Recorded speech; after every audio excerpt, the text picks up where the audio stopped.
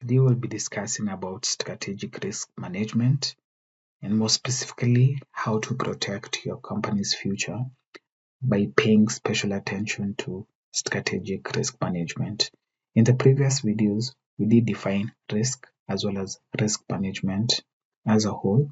Now, strategic risk management is a subset of risk management, and it specifically deals with the strategies that companies seek to employ for both medium and long-term growth.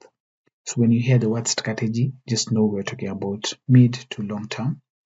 And in terms of definition, strategic risks are the high impact risks that directly affect an organization's ability to achieve its long term goals. So unlike the day to day operational or business as usual risks that an organization might face, strategic risks are unique in the sense that one, they're high impact. If you misjudge your strategic risk, then the likelihood of your organization surviving in the medium and long term goes down drastically. So, whereas the operational and day to day risks tend to affect what might happen in the short term, getting your strategic risks wrong, this will impact the medium to long term survival of any organization. So, how did strategic risk management come about? Well, in the past, companies tended to focus on just the day to day risks, but the 2008 financial crisis just revealed the inefficiency of that whole technique. Because without that future outlook, a lot of executives were just concentrating on short term gains without really considering, are this sustainable? Is what we're doing now sustainable? And can it lead to the survival of this organization for the long term? So that crisis really exposed how dire the situation was and the need for boards as well as management to really change their approach to risk management. And there are organizations that have come up with various suggestions and frameworks on how to implement a strategic risk management framework. One being the Committee of Sponsoring Organizations of the Tradeway Commission, which emphasized that the traditional methods were no longer sufficient and that board level focus was needed, since a lot of the time, not even a lot of the time, in most organizations, it's the board that approves the strategy and just hands it over to management to execute it on a day to day basis. So, without that ownership or without that clear oversight from the board, then the organizations were just left to the mercy of the management, who didn't always have the best or long term interests of the company at heart. Now, the formal definition of strategic risk management is just basically the process of identifying, assessing, and managing the risk in an organization's business strategy. So, remember, strategy refers to mid-term and long-term plans. And when you're talking about strategic risk, it's important also to ensure that a company is nimble enough to react quickly when risks materialize. Because when you're formulating a strategy, it's hard to factor in everything that might happen given that you're considering the medium to the long term. And within that time frame, a lot can change. So it's important to have ways to react quickly. But in order to react, you have to be actively monitoring and tracking as well as reviewing what's working and also what's not working. So it's about protecting shareholder value and ensuring business survival. So there is a 7-step strategic risk assessment process that we can go through. And the first step is understanding your strategy. because if you don't understand the strategy, then you really can't identify the risks. So here, this step just involves getting a clear picture of business goals and how the organization plans to achieve them, and basically what exactly is the organization planning to do. The second step is to gather views and data on strategic risks. Here now collaboration comes in, where you can interview executives, analyze past data, as well as review financials.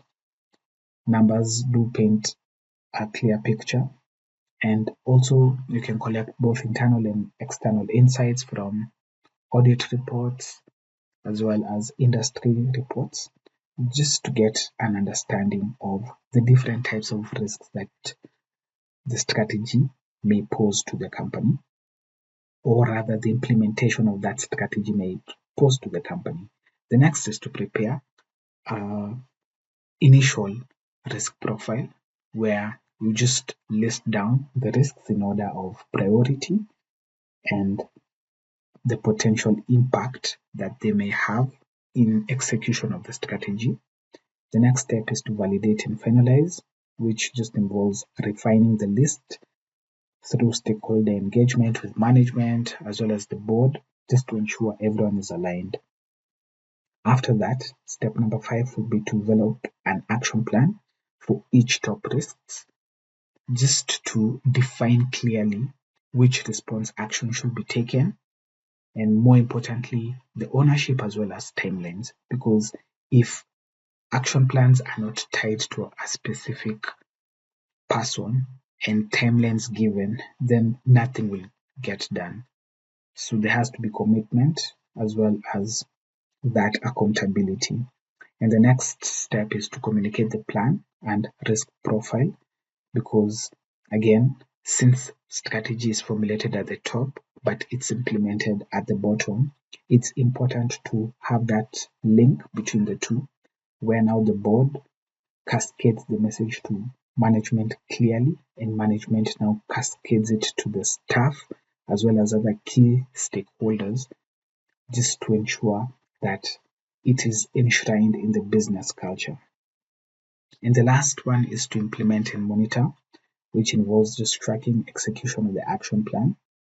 And this is a continuous process because, as we said, given that strategy tends to be medium to long term, then things arise as time goes by. So it's important to actively track and also monitor. Now, risk has to be embedded into all aspects of strategy execution, be it setting of the strategy as well as planning of operations, up until performance monitoring and adapting to change. So if you just put risk management in one part and don't operationalize it by putting it while planning your operations, and also tying it to staff performance as well as the board performance, then it'll be very hard for the organization to adapt how it needs to change. And assessing emerging risks will also not be that effective if everyone doesn't feel as if they're a part of protecting that strategy and ensuring it's implemented in the best way possible. So again, the board and senior leadership, they are the key parties involved when it comes now to initializing the strategic risk management process and just giving it power and also cascading it to the rest of the staff. And one thing that boards as well as executive leadership need to be cognizant about is the company culture, because a company with a bad culture can even just sabotage the best of strategies out there. So if the culture is not there that promotes risk awareness, as well as continuous monitoring and improvement, then that strategy has a very slim chance of surviving. So in practice, here are some examples of strategic risks that might affect a company. One is market entry risk. If you're planning to enter into a new market without understanding how the local market works as well as local regulations, you might be setting up yourself for failure, which could turn out to be catastrophic to the company, given just the capital demands for entry into a new market. Another one is product launch risk. If you don't test the product and validate that there is demand for that product, you might be just setting yourself up for failure after investing so much in production and all that. And another one will be customer concentration risk. If your whole strategy is focused on serving one customer and that customer decides to move elsewhere or terminate the relationship, then that might be catastrophic to that specific company. So the final thought when it comes to strategic risk management, this needs first to be greatly appreciated by the board and pushed from a board level, and it should be continuous also. And the second thing is it needs to follow a structured process. We have discussed the 7-step process for assessing strategic risk.